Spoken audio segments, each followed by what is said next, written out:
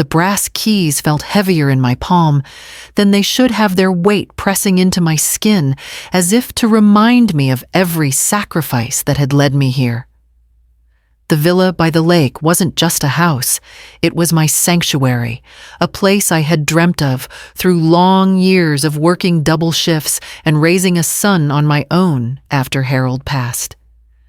At 68, I had thought perhaps this dream might remain just that, a dream. But here I was, standing on the porch of my own home, listening to the hush of water beyond the trees. The air was crisp, carrying the faint scent of pine needles and autumn leaves. I turned the key in the lock and stepped inside, my heels clicking on polished wood floors that gleamed like still water. The space was quiet, almost reverent, as though the walls themselves knew they had been chosen for peace, not conflict. My mailbox was stuffed to the brim, and after setting my handbag down, I gathered the stack of envelopes and catalogs. Most were bills, a flyer from the local market, and a glossy pamphlet from a landscaper. But buried between them was a thick, cream-colored envelope, embossed with a gold border. I slid my finger under the flap, expecting perhaps a neighbor's welcome note. Instead, I froze.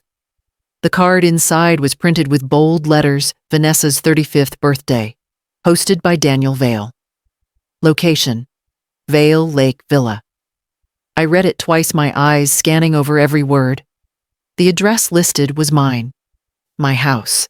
The party was scheduled for 2 weeks from now. A chill traveled down my spine, as though the very walls of the villa had shifted against me. I sank into the nearest chair, gripping the card so tightly that the edges bent beneath my fingers. My son. My only son. Without asking me, without even mentioning it, he had planned his wife's birthday party in my home. I closed my eyes, trying to steady my breath. Daniel had always been charming when he wanted something. It was a trait he had inherited from his father. But where Harold's charm had been softened by kindness, Daniel's was sharpened into entitlement. I had seen it often in his marriage to Vanessa. She was lovely. Yes, with her cascading blonde hair and easy laugh, but she carried with her a hunger for recognition. I had indulged their requests before covering rent, contributing to their down payment, babysitting on short notice. I told myself it was what mothers did. But this was different.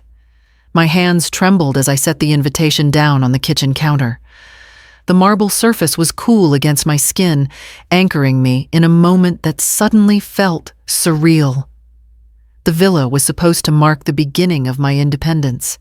I had paid for every brick and tile with the determination of a woman who refused to let age define her. And now, before I had even hung my first painting or planted my first flower bed, my son had laid claim to it, as though it belonged to him. I stood, moving slowly to the wide windows overlooking the lake.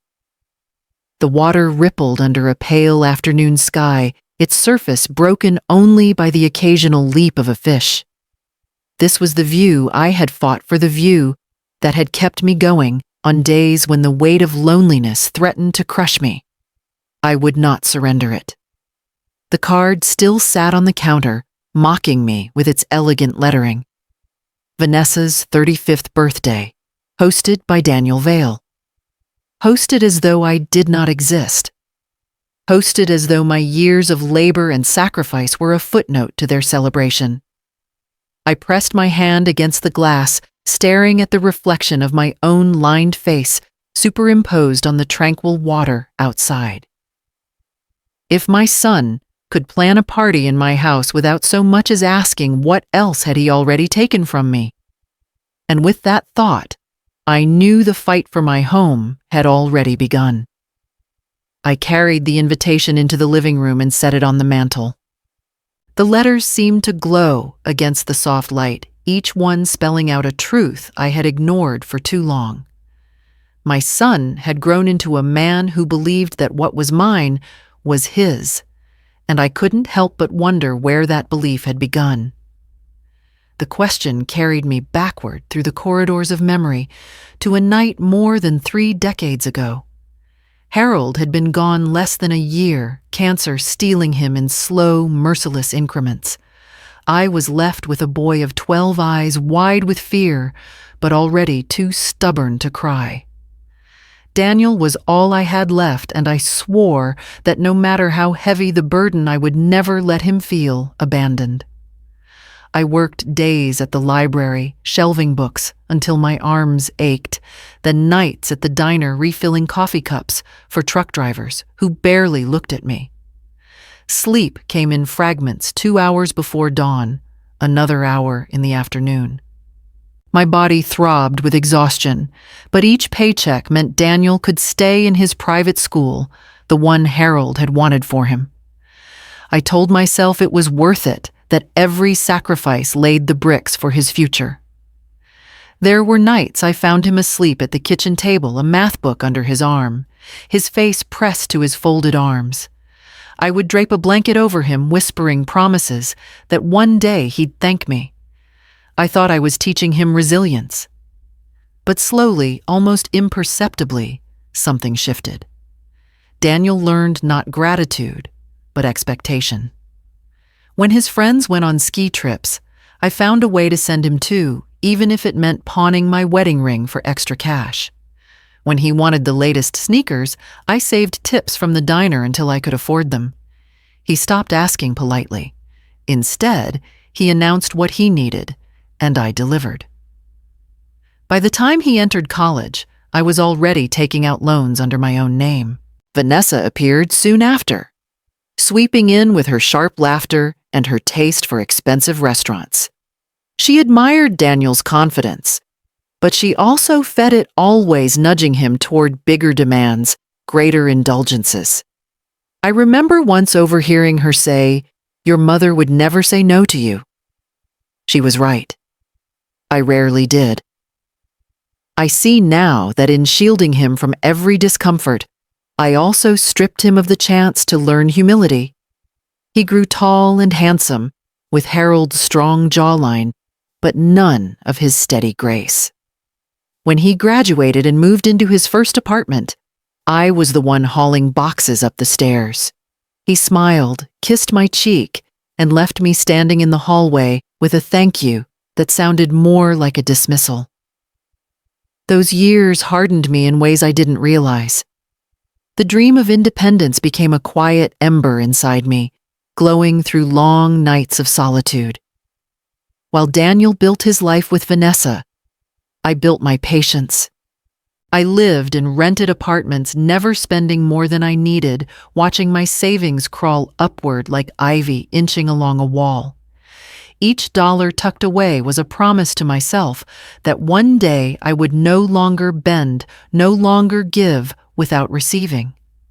And finally, when the villa by the lake became mine, I believed the circle had closed.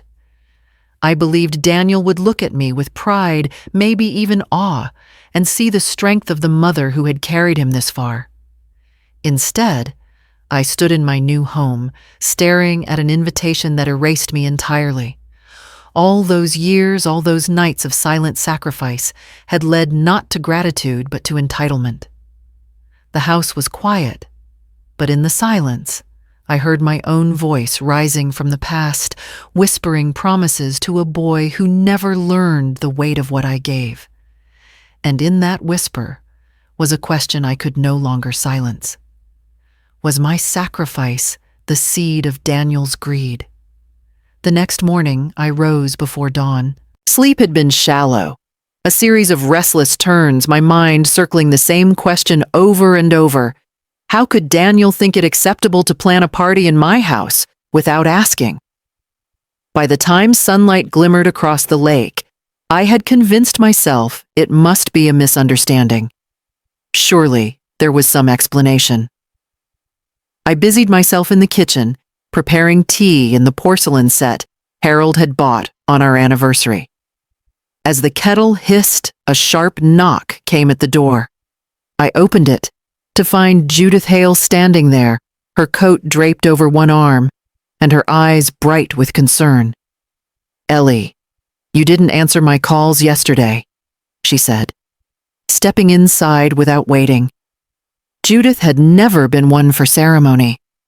We'd been friends since college, long before life carved such different paths for us. She had built a career in law. I had built a life around family. Both of us bore lines of experience etched into our faces, but hers came with the confidence of someone who had always known her worth. I was distracted, I admitted, leading her toward the living room. The invitation still sat on the mantel. She noticed it immediately. "What's this?" she asked, lifting it with one arched brow. I sighed. "Apparently, my son has decided to host his wife's birthday party here, at my villa." Judith's lips pressed into a thin line. She set the card back down carefully, as if it were fragile but dangerous. "And did you agree to this?" "No," I said, my voice firmer than I expected. "I gave him money for my housewarming. $5,000. But My throat closed around the rest. Judith placed a hand on mine. "Ellie, listen to me. This house is yours. Every legal document, every receipt, it all bears your name. You are under no obligation to let anyone commandeer it, not even your son." I nodded, though the words didn't settle the way she meant them to. Judith spoke with the certainty of contracts and courts, but my life had been governed by bonds less tangible. Blood ties, loyalty, the aching hope that love could outweigh disappointment. "He's still my son," I whispered. Her gaze softened. "And you are still his mother. But that doesn't mean surrendering your dignity. Remember what we discussed when you closed on this place. You wanted a home that was wholly yours, free of obligation. Do not let him take that from you." I stirred my tea absent-mindedly, the spoon clinking against porcelain. Judith's words were steady, reasonable, but they brushed against a truth I wasn't ready to accept. I still believed Daniel might surprise me, that perhaps once confronted he would apologize, even laugh at the absurdity of it all. I wanted to believe there was respect somewhere beneath the entitlement. Judith leaned back, studying me with the patience of someone who had argued cases in countless courtrooms. "Ellie, a piece of advice: prepare yourself. Hope for the best, but be ready for the worst. Because if Daniel has already crossed this line, it may not be the last." Her warning lodged deep, though I masked it with a weak smile. "You've always worried for me more than I deserve." "It's not worry," she said, standing to leave. "It's knowing that sometimes the people closest to us are the ones who take the most." After she left, I sat in silence, listening to the tick of the clock. Judith's footsteps faded down the path, but her words lingered like a shadow in the room. I folded the invitation back into its envelope and tucked it into a drawer, as if hiding it could delay the truth. But as I closed the drawer, the question I feared most whispered at the edges of my mind. But what if respect was never part of Daniel's intentions? A week passed in a blur of lists and arrangements. I told myself that giving Daniel the $5,000 had been a show of trust, a way of including him in this milestone. He had insisted that he and Vanessa wanted to take the stress off my shoulders, and though Judith's warning echoed in my mind, I pushed it aside. Perhaps I thought this was his way of making amends. Perhaps he wanted to celebrate me after all. On Tuesday morning, the first delivery arrived. I opened the door to find two men struggling to carry in a cake box so large it barely fit through the frame. "Delivery for Vale residents," one of them said, setting it down with a grunt. I frowned at the printed label, "Vanessa's Sweet Delights Custom Orders." My heart gave a quick flutter. Surely it was just coincidence, the bakery name matching hers. I signed the slip and thanked the men, but unease curled in my stomach as I watched the massive white box disappear into the refrigerator. By Thursday, boxes stacked in the foyer.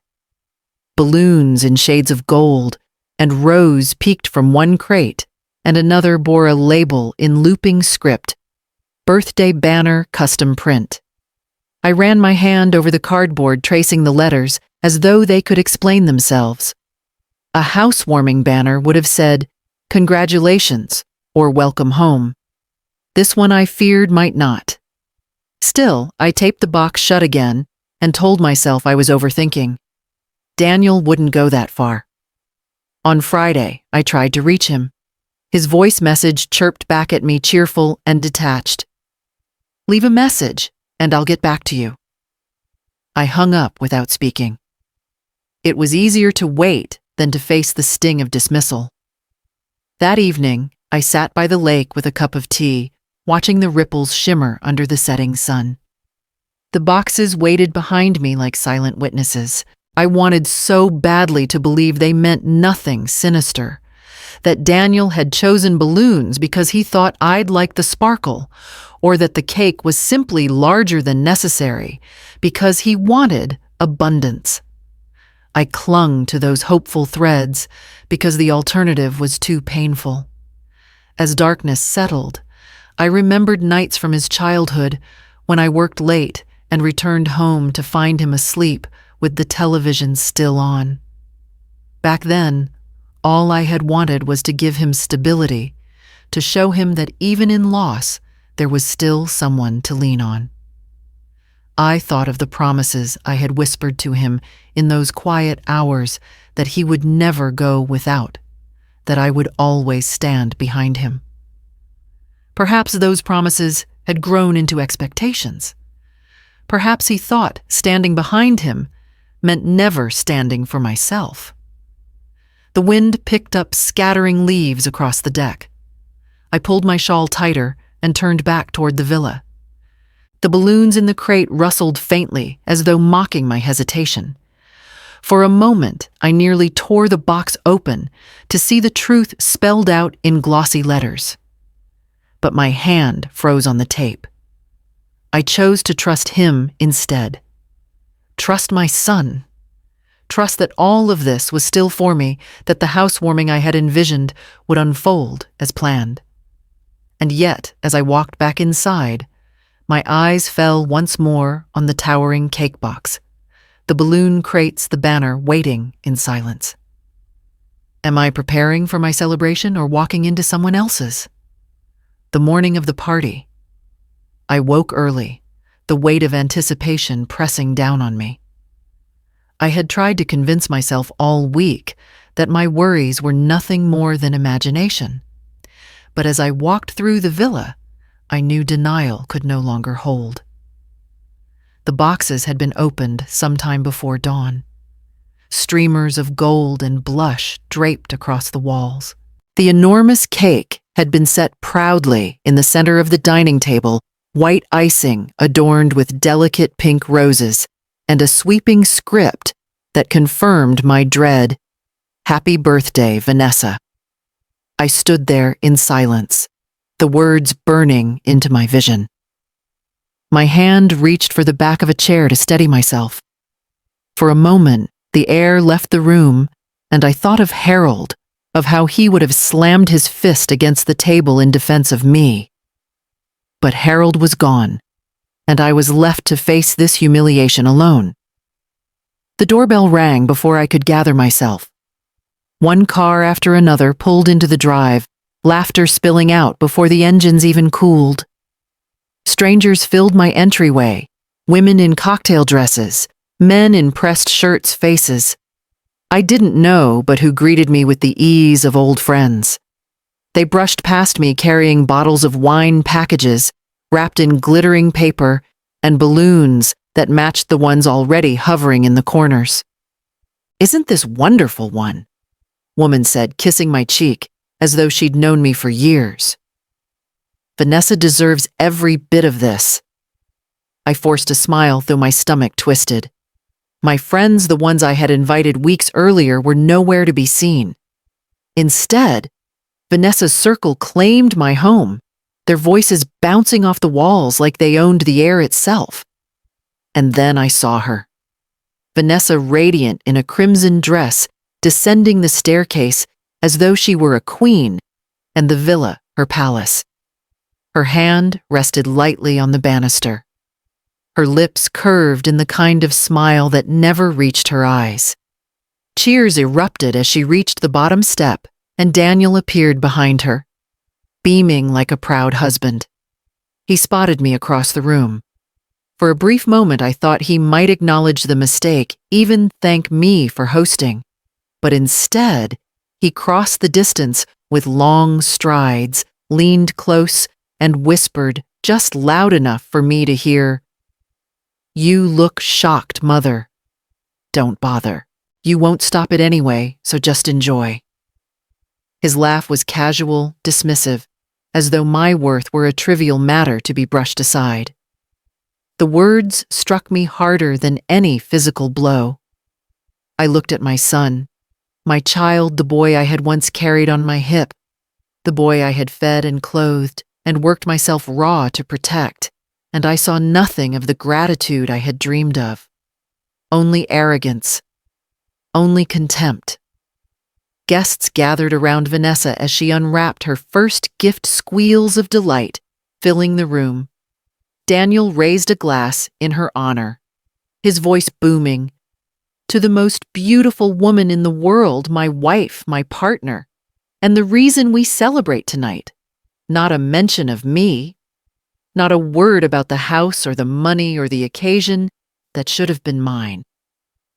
I remained near the edge of the crowd, my fingers clutching the hem of my dress nails, digging into the fabric. Each cheer, each burst of laughter carved deeper into the silence I held inside myself. And yet, even as I stood there, diminished in my own home, I felt something hardening within me. A quiet, cold resolve that whispered I had endured too much to be erased now. What do you do when your own child mocks your worth in front of strangers? The sound of glasses clinking carried across the room, sharp and bright, against the hum of conversation. Daniel stood at the center of it, all his arm wrapped around Vanessa's waist, as though he were presenting a prize to the world. My villa's chandelier cast a warm glow over them, but the light that should have celebrated a new chapter of my life was stolen to frame theirs instead. He cleared his throat, commanding the attention of everyone gathered. "Ladies and gentlemen," he began, his voice filled with practiced charm, "thank you for being here tonight to celebrate the most extraordinary woman I know. Vanessa has brought joy, grace, and strength into my life. She is the reason I strive harder every day, the anchor of this family." Cheers rang out, followed by the rush of applause. Vanessa pressed her cheek to his shoulder, her smile soft, her eyes glittering with satisfaction. But my name never crossed his lips. Not once. I stood near the back of the room, my hands wrapped tightly around the stem of a half-empty glass. The words washed over me like cold rain, each sentence another reminder that I was invisible within these walls. My home, my money, my sacrifice, all erased in a single toast. From the corner of my eye, I caught a familiar face. Mrs. Langford, my old neighbor from Boston, had slipped in quietly, holding a modest bouquet of lilies. She spotted me and made her way through the crowd. When she reached me, she leaned close and whispered, "I thought this was your party, dear." The words struck like a blade. My throat tightened, and I forced a brittle smile, murmuring, "So did I." She frowned, confusion flickering across her features, but was pulled away before she could press further. I returned my gaze to Daniel, who was raising his glass higher. To Vanessa, he declared, "May this year be brighter, fuller, and more blessed than the last. She deserves nothing less." A chorus of "to Vanessa" echoed through the villa. Glasses lifted high. My own glass hung low, heavy in my grip. I didn't join the chorus. My lips refused to shape her name, not when it had been carved out of my own celebration. As the cheer faded into chatter, I felt the edges of the room close in on me. The laughter, the clatter of forks against plates, the swell of music all blurred into a single, mocking rhythm. I had given Daniel the funds to honor a lifetime of effort, to mark a new beginning. Instead, he had used them to cement his wife as the center of attention, as though my role had been reduced to that of hostess and nothing more. I drifted toward the doorway, needing air, but stopped when I caught my reflection in the glass cabinet. A woman stood there, lined face, silver hair, pulled neatly back eyes, dimmed by years of compromise. For an instant, I didn't recognize her. She looked like someone who had surrendered too many times, who had allowed her story to be rewritten by others. I pressed my lips together, fighting the urge to weep in the middle of the crowd. I could not give them that satisfaction. Not Daniel, not Vanessa, not the strangers who cheered without knowing what had been stolen. Instead, I straightened my shoulders and set the glass down with deliberate calm. If they wished to forget me, then I would remind them. If they wished to silence me, then I would speak louder. Should I remain silent or claim back my name? The room spun a little as I moved through it, as if the music and laughter had become a tide I could not control. I let my fingers trail along the banister, searching for an anchor. My mind drifted back unbidden and sharp to the first time I felt myself slipping from the center of my own life. When Harold was still alive, our house was small, and noisy reports of his late night reading the kettle, always on the stove Daniel's soccer cleats by the back door. After Harold fell ill, bills piled up and the rooms grew quieter in the most dangerous way. They started to empty of shared purpose. He fought with the illness the way he had taught me to face storms, with stubbornness and a stubborn smile. When the end came, it felt like someone had walked into our living room and rearranged the furniture while I slept. The bed that had been ours became mine alone. A year later, my mother-in-law's estate, small but steady, was parceled out. It was then that the subtle negotiations began, the conversations in hushed tones about what's practical and what's best for the child. Richard, the man my mother married, had opinions that were heavy and final. I remember the afternoon I came home from work and opened my bedroom door to find my books gone a bare wall where Harold's oak bookshelf had stood. They had boxed up my father's physics texts and labeled them miscellaneous. I sat on the floor and unfolded the pages like a map I no longer recognized. There were reasons, of course. Brittany needs a room, they said. She's young.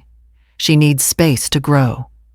The words slid off their tongues as if sculpted from goodwill, but I tasted the grit of something else, priorities rearranged, allegiance shifted. I watched possessions I'd thought were tethered to memory reappear in other hands, and wondered when people had decided I was less in need of them than someone else. When Daniel was accepted to college, I remember the pride and the panic coiled together inside me. I picked up extra shifts, saved every tip, and turned down small indulgences that used to feel like tiny celebrations of survival. I told myself that this was the point of motherhood, to fold your life into a life you are raising, to make your own hunger an offering. But there were nights I wanted to ask, at what point does giving become erasure? He was 21 when he told me he'd found an apartment downtown. "I can handle it, Mom," he said. Voice steady with the confidence of someone who had never had to sleep on a couch. I carried boxes up steep flights of stairs like I always had, and felt a hollowness as he stepped into his new life without looking back. I had thought distance might teach him appreciation. Instead, it taught an audacity that smelled faintly of entitlement. He who had been given so much assumed more would simply continue to be given. It was in small daily gestures that the exile had grown. My photograph began to feature less in their albums. Invitations to family events arrived with a courteous copy addressed to me, but contained veins of omission. The invitation lists were skewed, the arrangements planned around other people's schedules. And when I asked questions, I was met with the patience reserved for old things that lingered but were not essential. Those memories are not merely past. They collect like dust in corners and resurface when a new indignity takes place. Standing in my own foyer, watching the laughter pivot away from me and toward Vanessa, I felt that old pattern tighten, like a noose: push, ignore, replace. The indignation that rose this afternoon was not merely for the party. It was for every tiny eviction that had been practiced on me over the years. I had long rehearsed forgiveness. There is comfort in forgiveness, because it lets you go on living without the burn of revenge. But now forgiveness felt like a plaster on a wound that kept reopening. I straightened my shoulders and let the memory fuel something else, not anger as heat, but anger as clarity. If my life had been a series of concessions, then here within these four walls that I had bought with my own measured pennies was a place I could refuse to concede. I moved toward the back door where the cool air of the garden would offer room to breathe, and the thought came like a small, bright instrument. It is time to make a call. The laughter from the living room spilled into the hallway like smoke, choking every corner of my villa. I pressed my palm against the wall, steadying myself, before slipping through the side door that opened to the garden. The autumn air struck me at once, cool, sharp, almost bracing enough to clear the fog inside my head. I walked down the stone path to the edge of the lawn, the lake glinting through the trees. My hands trembled as I pulled my phone from my pocket. For a long moment, I only stared at it, the device heavy in my grip. Calling meant acknowledgement. It meant admitting that the thing I had feared, the very betrayal Judith had warned me about, was no longer an abstract worry, but reality in motion. Finally, I tapped the familiar number. The line rang twice before her voice came steady and alert. Ellie. I swallowed hard. The takeover has begun. There was silence on her end, brief but weighted, before she answered. Tell me exactly what's happening. I turned, glancing back at the house. Through the window, I saw silhouettes moving, Vanessa twirling with a gift bag in hand, Daniel lifting his glass again. I lowered my voice. The housewarming. It's gone. The banners read, Happy birthday, Vanessa. Strangers are filling my rooms. Daniel laughed at me, Judith. He said I couldn't stop it. Her tone sharpened steel, wrapped in calm. Listen to me, Ellie. He has no claim to that house. None. Every deed, every receipt is in your name. You paid for it, and you are the sole legal owner. They cannot take that from you. A shaky breath escaped me, part relief, part despair. Then why do I feel as though it's already been taken? Because they're using humiliation, Judith said gently. It's a weapon more cruel than theft. They want you to doubt your own ground. But legally, you're standing on bedrock. I let her words sink in, though they pressed against the ache of years where Daniel had dismissed me, overridden me, and I had let it happen, because love made me weak. You warned me, I whispered. You told me to prepare. And you still can, she replied. This isn't about a party, Ellie. This is about respect, and it's about setting boundaries you should have set long ago. If you choose to act, you have every tool you need. The law is on your side. I looked at the lake, its surface catching the pale light of the moon. My reflection trembled in the ripples, an older woman, silver-haired, weary, but still standing. Judith, if I confront him tonight? If I tell everyone the truth? I don't know if I'll have a son left afterward. Her silence was tender this time, like a hand on my shoulder. Maybe the question isn't whether you'll still have a son, she said softly. Maybe it's whether you'll still have yourself. The phone felt warm against my ear, her words pressing into me with undeniable clarity. Inside, another burst of laughter rose, followed by the sound of glasses colliding. My name was absent from every cheer. I closed my eyes and nodded, though she couldn't see me. Then I'll do it, I murmured. I'll stop hiding in my own home. Good, Judith, said her voice steady. When you're ready, call me again. I'll be there if you need me. We ended the call and I slipped the phone back into my pocket. My hands no longer shook as they had before. The cold air wrapped around me, grounding me, and I turned back toward the glowing windows of the villa. If the law is on my side, am I ready to use it publicly? I lingered in the garden longer than I intended, the chill air cooling the fire that had begun to burn in my chest. When I finally went back inside, I slipped quietly into my study, closing the door against the noise of clinking glasses and Vanessa's high, triumphant laughter. The room smelled faintly of cedar from the shelves Harold once built for me. It was here I felt steady enough to call Judith again. She answered at once, as though she had been waiting. Ellie, I can't do this alone, I admitted, lowering my voice so no one outside could hear. If I stand against Daniel tonight, I need to know every truth you've kept from me. There was a pause on the line long enough that my stomach clenched. Then Judith exhaled slowly. I wasn't sure when to tell you, but since you've asked Ellie last week, Daniel came to my office. I froze. Your office. Yes, she said, firm but careful. He wanted to know about transferring ownership of the villa, asked if there was any way he could be added to the deed.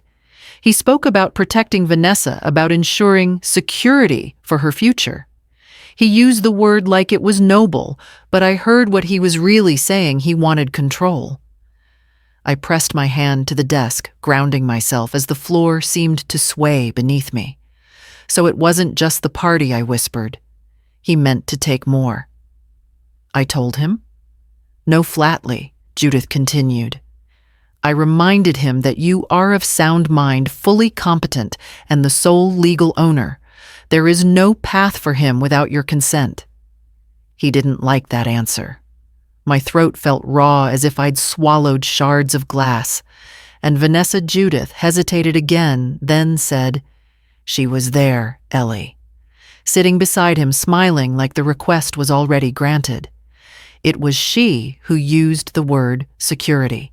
She leaned forward, held his arm, and said, We need to know the future is safe. It was clear enough. This wasn't Daniel's idea alone. She was pushing him. The words landed like blows. My son's entitlement was a wound I had carried for years, but to learn it had been stoked by his wife. This woman who now twirled in my living room like a queen. It pierced something deeper. Trust didn't simply crack. It splintered into pieces sharp enough to cut me from the inside. I thought of every kindness I had extended to Vanessa. The dresses bought on birthdays, the bills I had quietly covered when their budget fell short, the dinners I hosted just to make her feel welcome.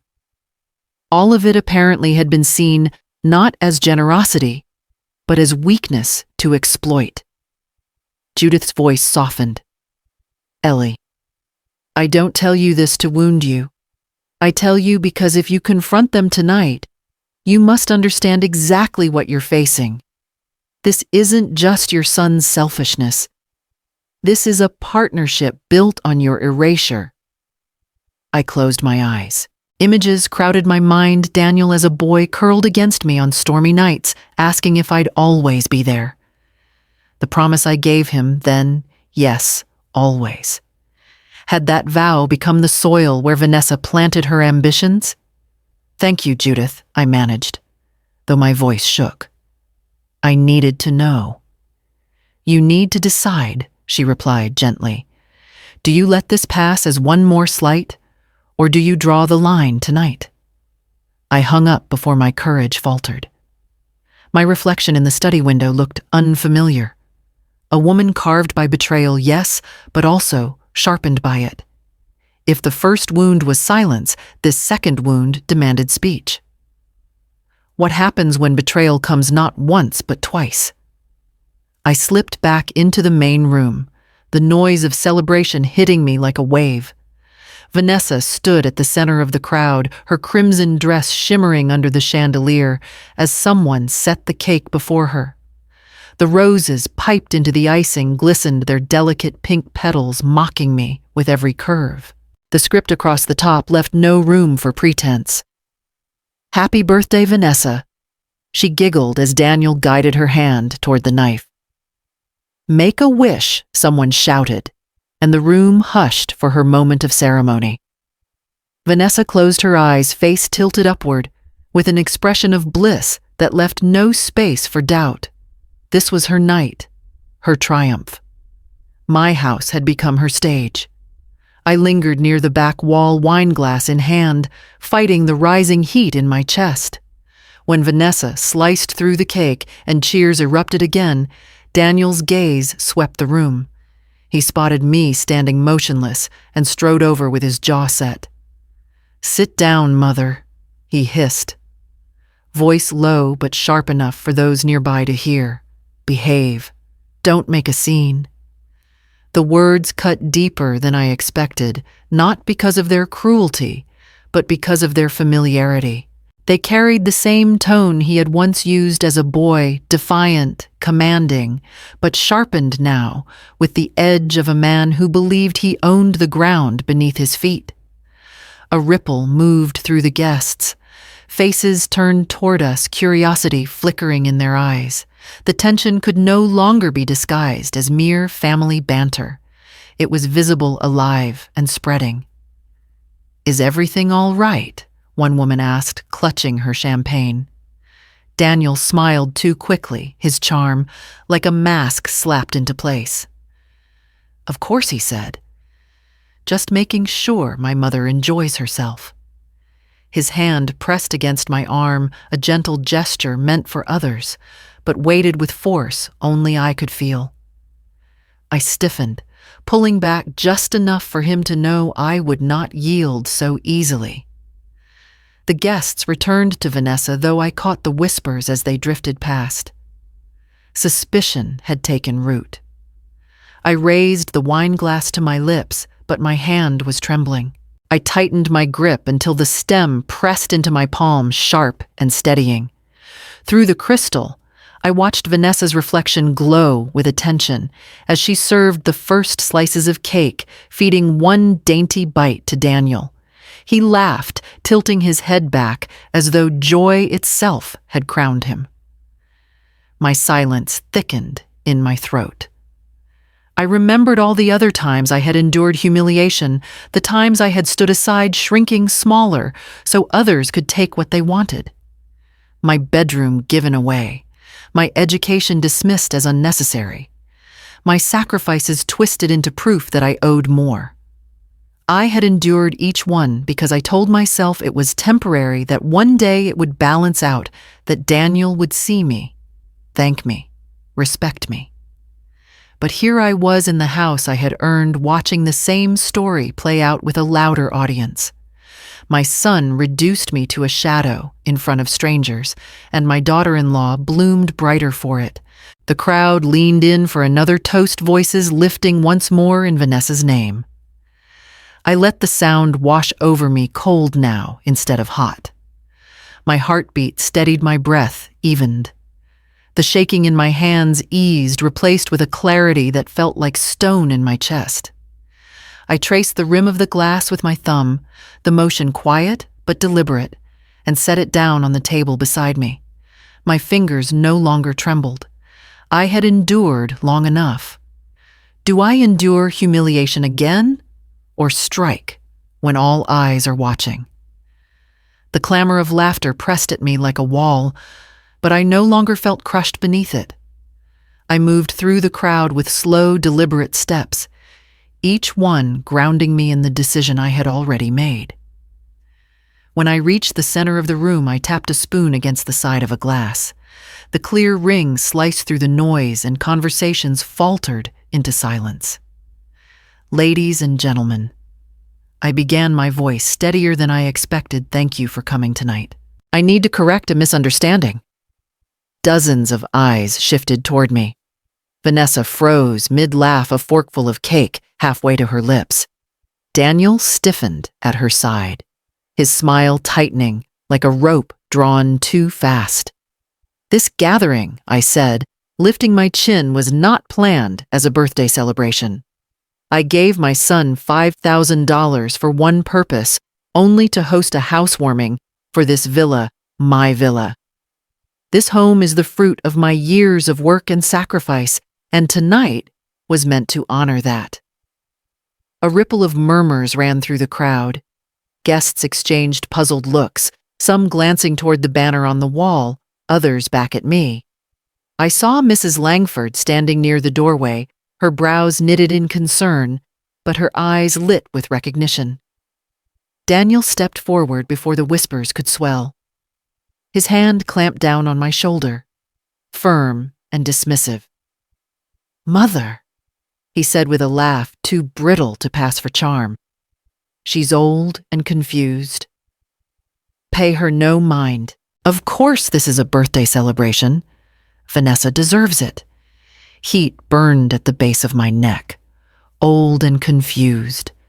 The words carried the sting of every time I had been dismissed, every time my voice had been silenced in favor of someone else's comfort. I shook his hand off and took another step forward. Confused? No. I am not confused. I transferred the money myself. I discussed the plans myself. I ordered the catering to reflect a housewarming. There is no mistake. The room shifted again, the balance tipping. Guests leaned closer, curiosity sharpening. A man near the bar muttered, "She paid for all this." Another voice whispered, "Then why?" The air grew heavier with doubt, suspicion winding its way through the crowd like smoke. Vanessa stood frozen, her crimson dress gleaming, but her smile had cracked at the edges. She looked to Daniel for reassurance, her eyes wide searching, but his jaw tightened instead. "Mother," he said, his voice lower, now teeth gritted behind the smile enough. "Don't embarrass yourself." But it was too late. The embarrassment was no longer mine. It was his bleeding into the room with every unspoken question hovering on the lips of strangers.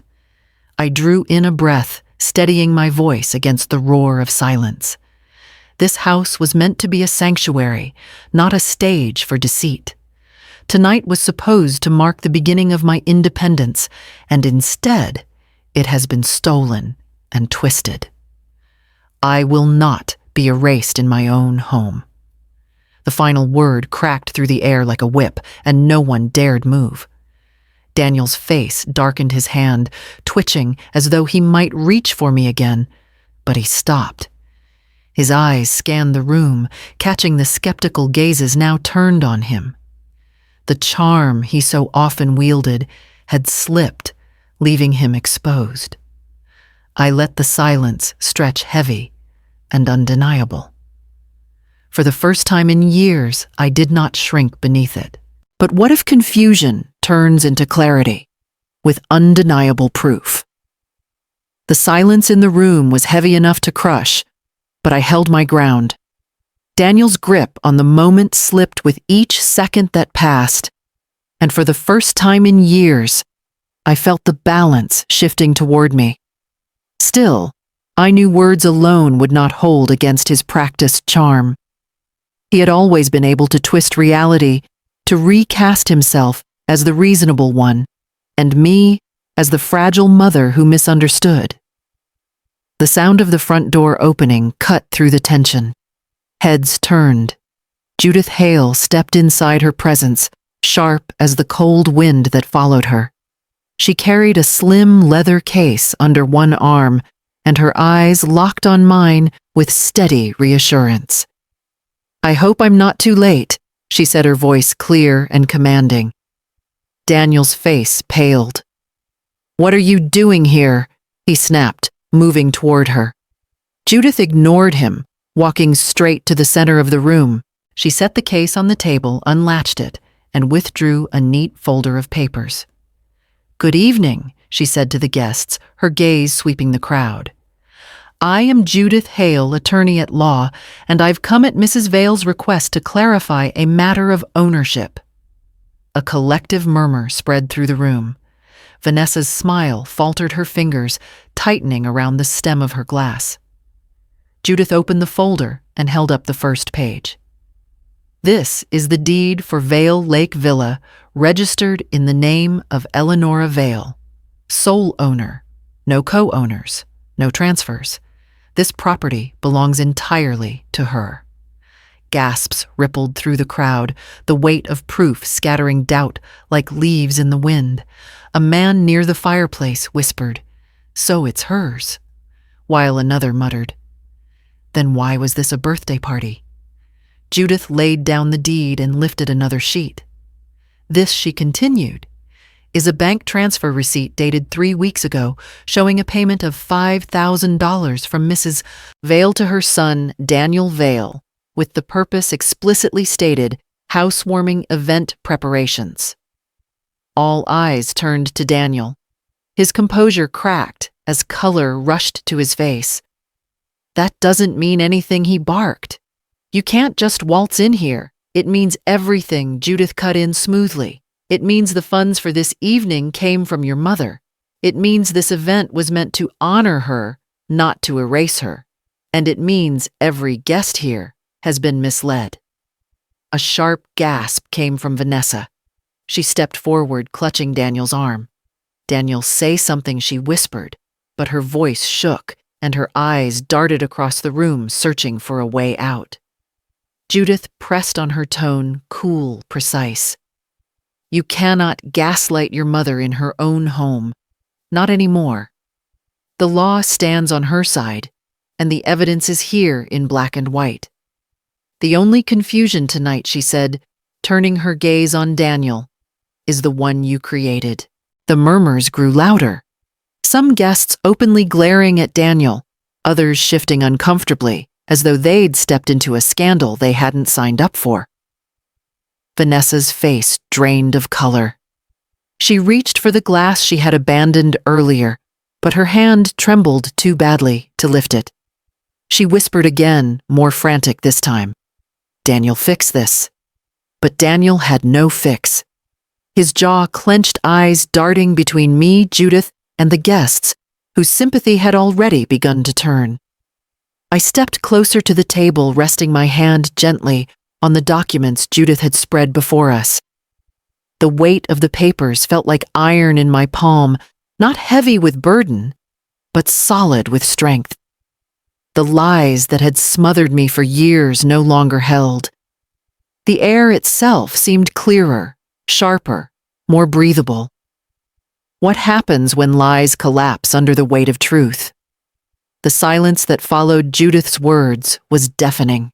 All around me, eyes darted from the papers on the table to Daniel's stiff frame. I could see the panic twisting in Vanessa's features, but it was Daniel who finally broke. His voice erupted, raw and venomous. "You've never been a real mother since Dad died." The words rang out sharp enough to slice through the murmurs, silencing the room all over again. My chest constricted as if the air had been yanked from it. He kept going, the flood of bitterness spilling without pause. "You act like you've sacrificed for me, but you didn't. You just worked and worked too busy to actually be there. You buried yourself in jobs, in bills, in pity for yourself, and left me to fend for everything that mattered. And now you stand here pretending you're some noble saint. Gasps spread through the guests. A woman near the back whispered, "My God." Someone else muttered, "At his own mother." I stood frozen, my hand resting on the table as though the wood itself was the only thing keeping me upright. His words seared into me, not because they were true, but because they were born of a wound I had never been able to heal in him. "I carried this family after your father died," I said quietly, my voice trembling, but steady enough to carry. "I gave up nights of sleep, my health, my joy, everything I had, so you would never go without." Daniel laughed bitterly, shaking his head. "You think I wanted your sacrifices. I wanted a mother who sat with me, who listened, who didn't make me feel like a burden every time I asked for something. But you turned me into your project, not your son. Now you're shocked that I stopped caring." The venom in his tone cut deeper than any slap could. Around us, the guests shifted uncomfortably, some averting their eyes, others staring openly at the unraveling of a bond they'd thought sacred. I swallowed hard, fighting back the tears that pricked my eyes. I wanted to crumble, to let the hurt collapse me where I stood. But I straightened instead, forcing my spine rigid. "If you saw me as distant," I said, my voice breaking, "it was because I was holding the world on my back for you.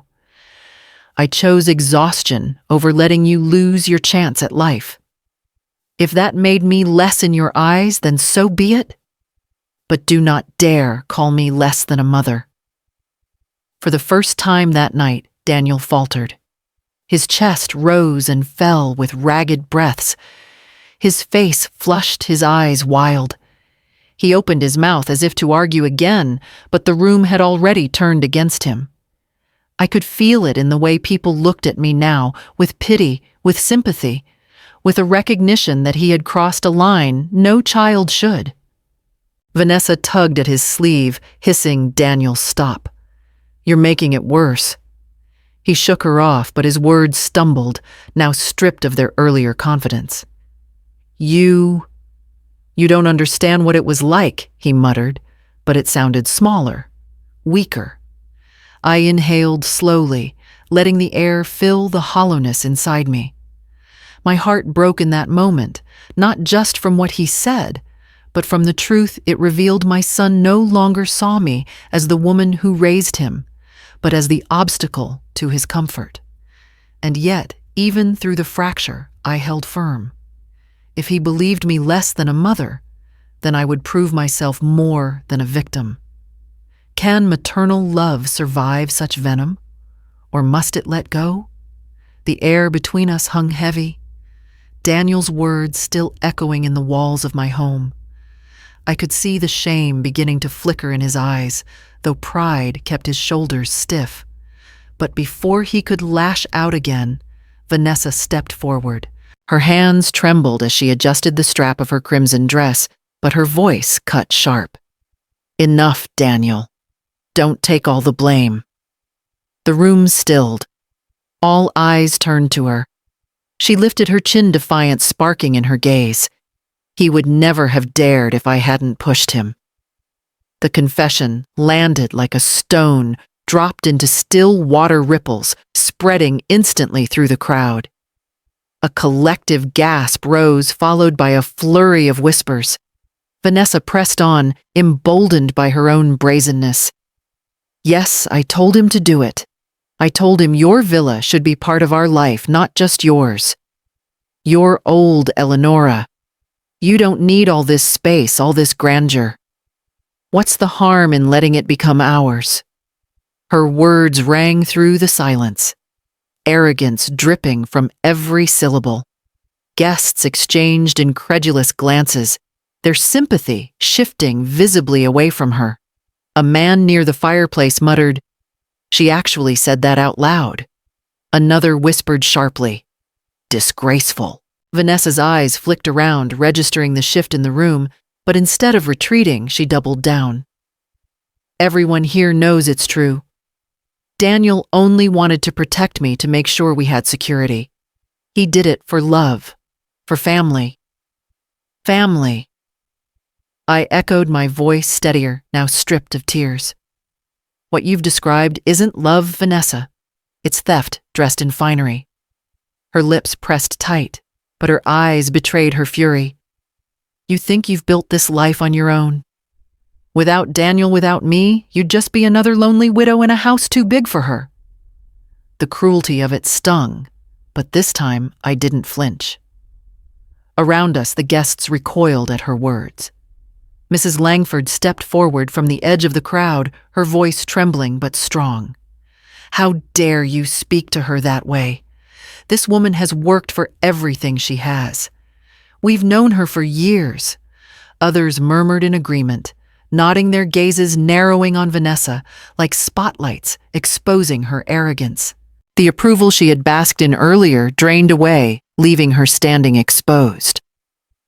I stepped closer, my eyes fixed on her. So it was you, I said quietly. The banners, the cake, the decorations, they were not Daniel's idea. They were yours.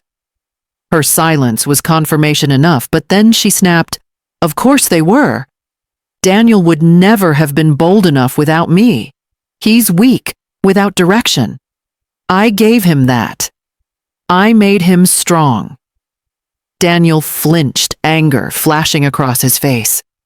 For the first time that night, his composure cracked, not at me, but at her. Vanessa, stop, he hissed, but she ignored him. The shift in the room became undeniable. Where once Vanessa had basked in admiration, she now stood isolated, her arrogance, the very thing that unmasked her. I straightened, lifting my voice so all could hear. You pushed him, Vanessa. You sought to turn my sacrifice into your entitlement, my home into your trophy. But understand this, what belongs to me will never be yours. Not by marriage, not by manipulation, not by deceit. The applause that followed wasn't loud, but it was enough. A murmur of approval, a collective release as though the room itself had chosen sides. And for the first time all night, it wasn't against me. What happens when the true puppeteer is revealed? The confession still lingered in the air like smoke after a fire, choking and undeniable. Vanessa's words, her proud admission that she had orchestrated everything, had shattered whatever illusion of control Daniel thought he still held. I watched him turn to her, his face pale with rage. You said no one would know, he hissed, his voice trembling just enough for those closest to hear. Vanessa flicked her wrist as though brushing away the weight of his anger. I said what needed to be said. You wouldn't have had the courage without me. Gasps rippled through the guests. Their whispers shifted now, no longer uncertain, but condemning. They weren't questioning me anymore. They were questioning them. Daniel's jaw clenched so tight I thought he might shatter his teeth. You've humiliated me in front of everyone, he spat. Her laugh was brittle, sharp as broken glass.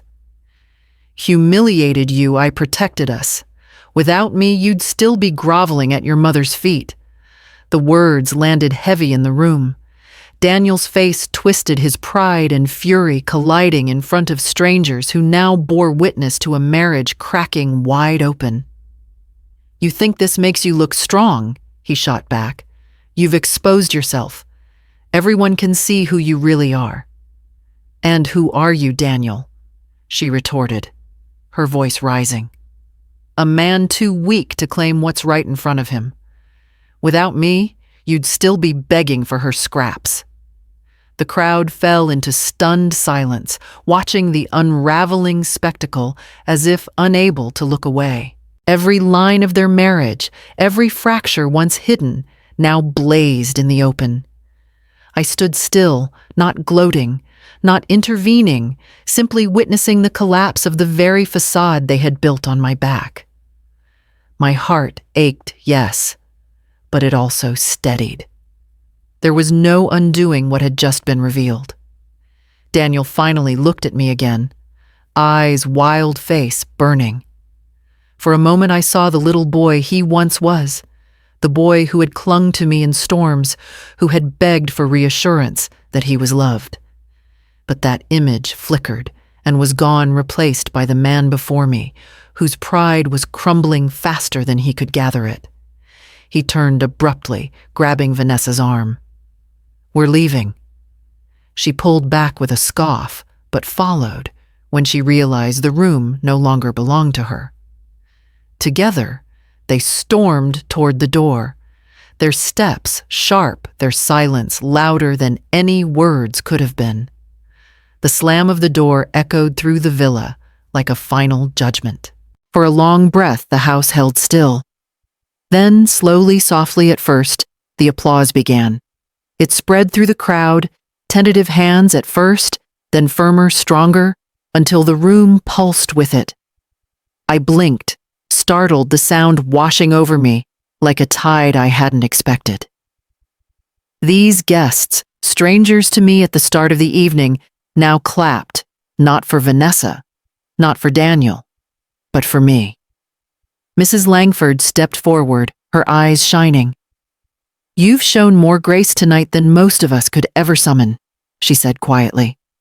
Others murmured agreement, offering nods, gentle touches on my arm, small words of comfort. For the first time all evening, I felt seen, not as a shadow, not as a burden, but as the rightful owner of this space, the woman who had stood when silence might have been easier. I inhaled deeply, letting the weight of their support settle into me. My home felt different now, not because it had changed, but because I had claimed it. The night wound down soon after guests, excusing themselves with polite goodbyes, their faces still marked by the shock of what they had witnessed. By the time the last car pulled away, the villa was quiet again. When the house is quiet again, does peace finally begin? The days after the party passed, in a blur like the quiet after a storm. The echoes of raised voices and slammed doors clung to the walls at first, but with each sunrise, the villa felt lighter, as if exhaling the tension it had held. I spent mornings walking along the lakeshore, the crisp air filling my lungs, reminding me that this place was mine. Neighbors I had only met in passing stopped to chat when they saw me on the path. Some had heard whispers of what happened, others only smiled warmly, offering baskets of fresh bread or jars of jam as gestures of welcome. In their kindness, I found pieces of the community I had been missing. Soon, I began inviting them into my home not for grand parties, but for small gatherings where laughter filled the rooms without pretense. We shared tea on the porch soup around the dining table, stories beside the fireplace. Unlike that night of betrayal, these evenings carried no sharp edges, no performances, only warmth. In quiet hours, I turned to the task of reclaiming the villa itself. I walked from room to room with a deliberate eye, deciding what belonged and what did not. The garish remnants of the birthday celebration ribbons stuffed into corners, confetti still hidden between floorboards, were swept away. In their place, I brought out pieces of my past. From the storage trunk I had carried through every move, I lifted Harold's keepsakes. His leather-bound journals filled with sketches of architecture he never built but always dreamed of. The old chessboard with a chip in the queen, worn smooth from years of late-night matches. A faded photograph of us on the pier, his arms slung around me, both of us squinting into the sun. I placed the photograph on the mantel above the fireplace where Vanessa's banner had once hung. The chessboard found its place on the coffee table, pieces arranged mid-game, as though Harold had only stepped away. His journals lined a shelf in my study, their spines facing outward, like guardians of memory. As I worked, I spoke aloud, sometimes whispering to him, as though he might answer. "We made it, Harold," I said, one afternoon smoothing the fabric of his old armchair. This house is ours finally. No one can take it.